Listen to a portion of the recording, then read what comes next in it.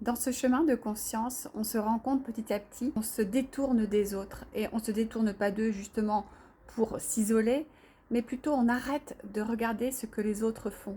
On arrête cette curiosité de toujours s'intéresser aux autres, qui cache en fait une forme, encore une fois, de fuite à soi. Ça nous décentre tout ça, ça nous désaligne. Parce que finalement, quand on regarde trop les autres, ce qu'ils font, ce qu'on retrouve beaucoup actuellement, notamment avec les réseaux sociaux, avec les partages un petit peu des vies de chacun, eh bien on se rend compte qu'on va avoir tendance à juger. Parce que même si on essaie d'être conscient et de ne pas le faire, l'humain, il a du mal avec son ego de ne pas juger l'autre. Il va avoir tendance à se comparer à l'autre. Et donc ça, c'est quelque chose qui n'est pas très bon pour ce chemin d'éveil intérieur.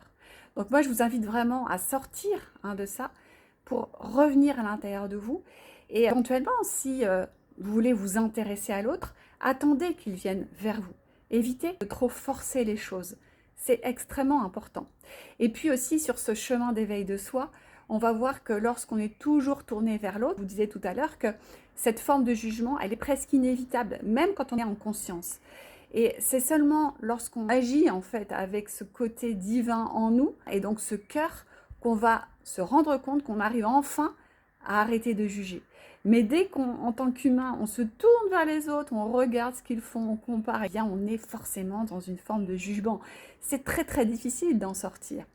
Donc c'est pour ça que j'avais envie de vous dire, essayez aujourd'hui de ne pas trop être focalisé sur les autres tout le temps, de regarder ce qu'ils font. En plus, ça vous enlève ce côté, on va dire, guidance intérieure, puisqu'on aura tendance par mimétisme à vouloir faire comme les autres. C'était le conseil du jour.